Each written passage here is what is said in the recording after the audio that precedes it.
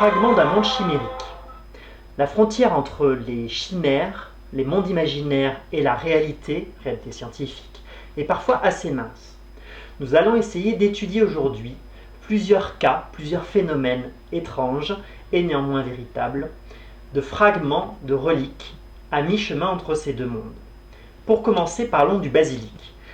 Nous sommes ici dans mon cabinet de curiosité personnel, mais dans les cabinets de curiosité de la Renaissance, on trouvait toujours des basiliques. Ce fameux basilic, cette créature, donc à mi-chemin entre un dragon, un oiseau et une sorte de reptile.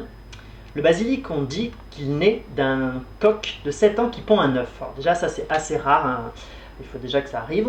Mais si par malchance, ce coq de 7 ans pond un œuf, et si cet œuf est couvé par un crapaud, cela donne un basilic. Alors le basilic, il faut éviter de croiser son regard parce que si on voit un basilic, on est immédiatement pétrifié. Alors dans les cabinets de curiosité, on retrouvait effectivement souvent des basilics. C'était des sortes de petites créatures séchées, de petites créatures momifiées. Moi j'en possède un, mais ce n'est pas le basilic classique, c'est le basilic contemporain, que l'on appelle également, le voici, que l'on appelle également la Genianiver. Alors celle-ci appartenait à mon grand-père, donc elle est assez bien conservée, elle est souvent vernie d'ailleurs. Donc cette Genianiver, ou descendant du basilic, a effectivement à peu près l'allure de son ancêtre. On retrouve ici ses yeux, assez diaboliques, un bec, des ailes, une couronne sur la tête. Alors si on regarde d'un petit peu plus près, la Genianiver, contrairement à son ancêtre le basilic, a plutôt une allure anthropomorphe, puisqu'on découvre des bras, des jambes, et ce qui était considéré comme ses ailes à la Renaissance font plutôt penser à des nageoires. Alors la Genianiver est plutôt une créature marine.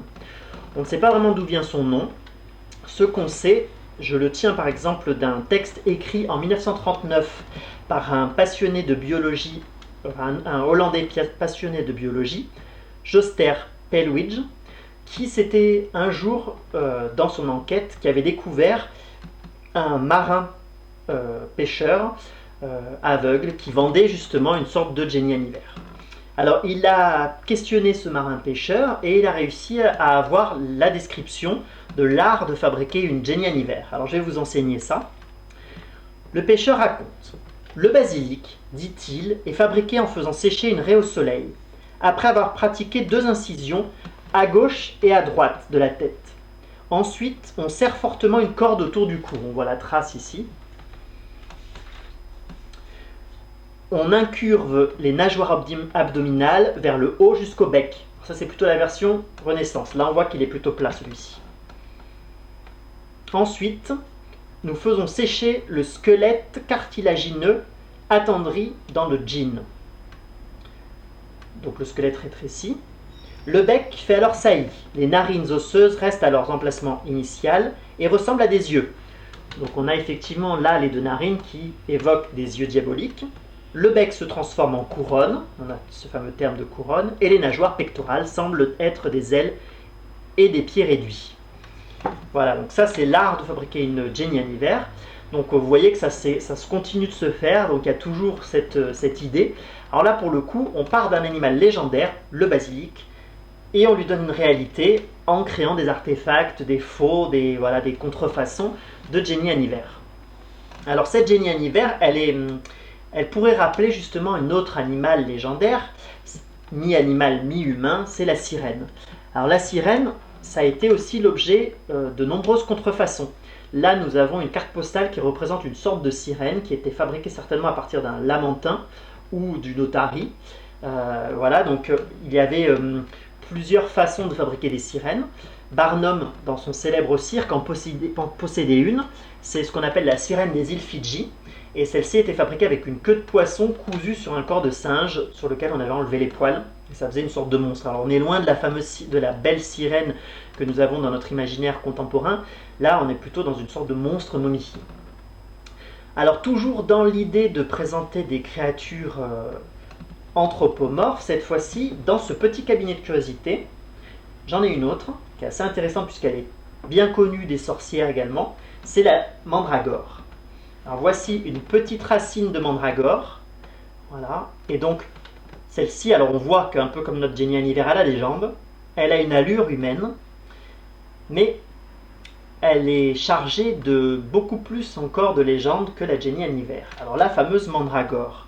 Dans le dictionnaire des superstitions, j'ai trouvé un passage qui était assez intéressant et qui définit bien la mandragore. Alors, je vais vous lire ce passage. Donc là, nous avons la représentation. La possession de la célèbre plante nommée mandragore assure le bonheur de toute une existence. On la trouve sous les gibets quand les pendus sont vierges. Mais elle pousse un cri affreux si on l'arrache, et celui qui l'a arrachée ne tarde pas à mourir. Aussi, emploie-t-on pour se la procurer divers subterfuges. On y attache par exemple une ficelle dont l'autre extrémité est fixée à la patte d'un chien. On présente ensuite à celui-ci un os, le chien se lance vers l'os, arrache la mandragore et tombe raide mort. La racine de cette plante a forme humaine. On appelle parfois la mandragore petit homme de potence. Dès qu'on la possède, on n'a plus d'ennemis, on fait un beau mariage, on est assuré surtout de ne plus jamais être pauvre, car la mandragore a le pouvoir de multiplier l'argent et de faire découvrir les trésors enfouis. Donc vous comprenez pourquoi on avait vraiment envie de se procurer des mandragores. Elle sert aussi à faire des filtres d'amour et elle était effectivement beaucoup utilisée dans les anciennes superstitions et croyances. Alors cette petite mandragore, elle représente vraiment le croisement, la chimère, on pourrait dire, entre le monde humain et botanique, puisqu'en réalité, elle serait née d'une semence humaine dans la terre, ce qui engendra cette créature mi-plante, mi-humaine. On sait qu'il y a, enfin on pense en tout cas depuis longtemps qu'il peut y avoir des chimères, des croisements entre différents mondes, mais en particulier entre différents règnes, comme le règne botanique, enfin animal, minéral, végétal. Alors, entre minéral et animal, nous avons ces petites pierres. Donc là, j'en ai quelques-unes.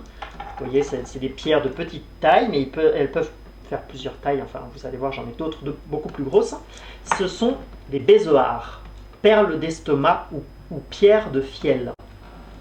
J'en ai une ici, donc elle ressemble effectivement vraiment à un petit galet. C'est une pierre, un minéral qui est fabriqué par un être animal. Ça peut être un humain, des calculs ou des... Il existe même des trichobézoars, donc quand on avale des poils, ça finit par se faire une sorte de concrétion que l'on appelle aussi un bézoar. Alors, on les retrouvait beaucoup dans les cabinets de curiosité, mais en particulier, on dit que avaler un bézoar peut protéger contre les poisons. C'est pour ça qu'ils étaient énormément recherchés. Alors j'ai essayé de comprendre pourquoi et comment on pouvait se protéger des poisons grâce à un bézoar. Alors là, nous avons justement un bézoar de plus grosse taille. C'est assez léger, donc première analyse, on voit qu'il est assez léger.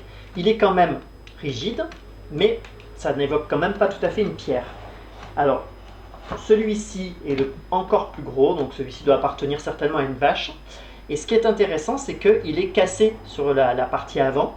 Et donc on peut voir, en étudiant bien, d'un peu plus près, qu'il y a une croûte, une fine croûte rigide, certainement du calcaire ou une sorte de minéral qui se serait accumulé. Mais le centre est composé de paille, mais compressée. Ça ressemble à de l'herbe très très très fine. Alors j'imagine que ça peut effectivement protéger contre les poisons, parce que si on avale un morceau de ce bézoar et de toute cette herbe pressée, cela peut faire une sorte d'éponge et absorber le poison.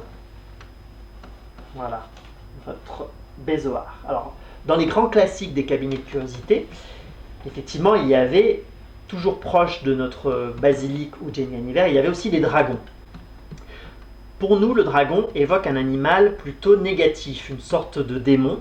Donc là, sur cette petite représentation, c'est le célèbre Saint Georges qui terrasse un dragon. Donc c'était très courant dans les histoires du Moyen-Âge, donc de chasser les dragons. En Asie, on a une version tout à fait différente, puisque le dragon porte bonheur. Le dragon représente aussi des éléments naturels. Donc là, nous avons une sorte de noix sculptée de l'ivoire de noix qui représente justement une tête de dragon asiatique. Et on peut voir qu'il sourit, voilà, il a l'air plutôt gentil. Et donc ce dragon représente la nature, qui effectivement peut parfois être terrible, mais a aussi ses bons côtés. Alors j'ai réussi à me procurer un os de dragon chinois. Je vais vous le présenter.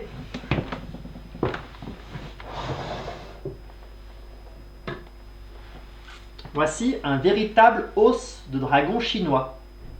Alors on voit qu'il est quand même d'une certaine taille, hein, donc on imagine les dragons sont plutôt grands. Tout à fait plat, c'est certainement un omoplate de dragon. Et alors ce qui est particulier, si on regarde bien d'un peu plus près, c'est qu'il possède des caractères, des écritures archaïques, qui en réalité, nous allons le voir, est du chinois très ancien. Alors, les os de dragon ont beaucoup été utilisés dans la médecine chinoise. Et on retrouvait régulièrement chez les apothicaires des grands bocaux remplis de dents ou d'os de dragon, parfois même de poudre de dragon. Un naturaliste mandarin érudit, Wang Yingrong, en 1889, s'est intéressé à ces phénomènes et il a essayé de comprendre d'où pouvaient provenir ces fameux os de dragon. Alors il n'est pas le seul, puisque plusieurs naturalistes occidentaux se sont intéressés également à ces histoires d'os de dragon et ont découvert que ces dents et ces fossiles provenaient souvent de mammifères, voire de dinosaures fossilisés. On a même réussi à trouver une dent d'un animal qui est quasiment inconnu, le Gigantopithèque, une sorte de primate géant. Alors lui par contre, il a été intrigué, puisque chez cet apothicaire, il a découvert un os similaire au mien, qui était gravé avec différents caractères. Donc il a questionné un petit peu le vendeur, et ça l'a mené justement jusqu'à la province du Henan. Ça lui a permis de découvrir un site archéologique très intéressant datant de la dynastie des Xuan. Donc là on est à moins 1700, moins 1100 avant Jésus-Christ. Et alors ces os, en réalité, étaient des os qui étaient utilisés donc par des chamans. Donc finalement, la vraie histoire est tout aussi intéressante que la légende, puisque ces chamans, il y a plus de 2000 ans, utilisaient des os, des omoplates, mais ça pouvait être également d'autres morceaux d'os, parfois même des carapaces de tortue.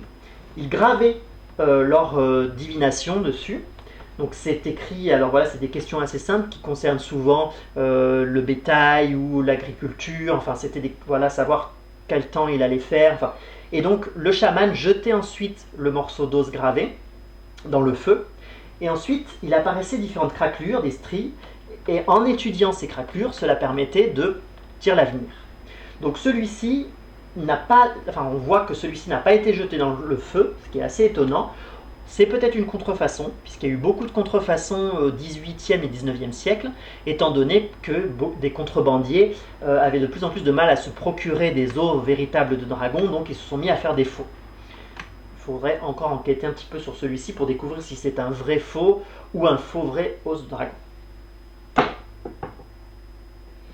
Voilà, alors le mystère va encore plus s'épaissir, puisque après avoir vu les Génianivères, les mandragores, le bézoar et les dragons, nous allons rentrer dans un mythe cette fois-ci très occidental, très proche de nous, c'est les lycanthropes. Alors je possède une rareté, donc qui est un Fetus lycanthropus, que je vais vous présenter. Alors, ce Fetus lycanthropus, rangé dans cette boîte. Alors, il est très difficile de savoir la provenance précise de ce fœtus. Alors, qu'est-ce qu'un lycanthrope? Déjà, première question. Dans ce dictionnaire de 1832, j'ai réussi à trouver une des plus vieilles définitions du lycanthrope, en tout cas une des plus vieilles de ma bibliothèque. Alors, lunatique, lutrin, lusin, lycanthrope. Lycanthrope, homme qui croit être loup. Lycanthropie, maladie de celui qui est lycanthrope. Donc c'est une définition assez simple, mais ce qui est intéressant, c'est qu'on est déjà en 1832. Dans le livre, donc encore plus intéressant, alors là, on est dans la bibliothèque de la Société d'études psychiques et spirites de Lyon. Et nous sommes dans la démonologie de Walter Scott. Alors lui-même parle justement des lycanthropes. Et je vais vous lire le passage. On voit dans le livre de Delancre des exemples de jugement et de la condamnation de personnes accusées de crimes de lycanthropie. superstition qui était principalement répandue en France, mais était connue aussi dans d'autres pays, et est le sujet d'un grand débat entre Wyer, Naudet, Scott d'un côté, et leurs adversaires démonologistes de l'autre. C'était, disait l'un des deux partis, l'idée qu'un être humain ait la faculté, par sortilège, de prendre la forme d'un loup.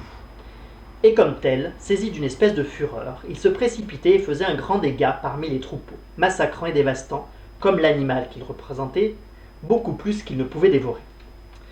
Ses adversaires moins crédules ne voulaient pas reconnaître une transformation réelle, soit avec, soit sans peau enchantée d'un loup que l'on supposait aider, dans certains cas, à la métamorphose, et soutenaient que la lycanthropie n'était autre qu'une espèce de maladie sombre, un état mélancolique de l'esprit, entrecoupé d'accès fortuits de folie, dans lesquels la maladie s'imaginait commettre les ravages dont il était accusé. Donc voici effectivement une bonne définition pour la lycanthropie, et donc nous avons ici le fœtus lycanthropus. Voilà, donc nous découvrons cette petite créature séchée, donc un véritable lycanthrope. Vous voyez, momifié. Alors j'ai peu d'informations en dehors de l'étiquette, donc laboratoire thérapeutique lycanthrope 1811. Mais effectivement, on voit bien sur ce petit lycanthrope qu'il a une queue, une tête de chien ou de loup, mais une allure humaine avec des bras longs, des bras humains. Alors ce qui est étonnant, c'est que normalement, selon toutes les légendes, le lycanthrope reprend sa forme humaine à sa mort. Donc là, c'est étonnant. Je ne sais pas exactement comment celui-ci a pu être conservé, peut-être grâce à un sérum particulier, anti-lycanthropique. Voilà, alors pour certainement un sérum de fleur d'aconite, pardon. Donc voici un exemple d'une fleur séchée d'aconite, puisque l'aconite protège contre les loups-garous. Les deux phénomènes qui peuvent permettre de se protéger contre les loups-garous, c'est l'aconite, mais aussi l'argent, bien sûr, puisqu'on peut tuer un loup-garou avec de l'argent, une dague d'argent très pratique, ou des balles d'argent, bien sûr, avec un revolver. Voilà, alors nous allons finir notre petite explication du jour. Vous avez vu donc différents phénomènes, différentes reliques de ces mondes chimériques. On voit que parfois la réalité a été retransformée pour en faire une chimère, parfois comme l'os de dragon, c'est l'inverse, c'est un élément réel qui a inspiré un mythe. Pour le basilic, nous avons ici une gravure qui représente justement un reptile, un basilic, mais cette fois-ci un animal réel à qui on a donné le nom de cette chimère. Et donc ça arrive de temps en temps, et c'est pourquoi la réalité et la fiction s'entremêlent. Il arrive effectivement qu'on l'on donne à des nouvelles découvertes un nom d'un animal légendaire, comme par exemple la chimère abyssale. Voilà, donc nous allons finir par une citation de Sir Arthur Conan Doyle. Lorsque vous avez éliminé l'impossible, ce qui reste, si improbable soit-il, est nécessairement la vérité. À méditer.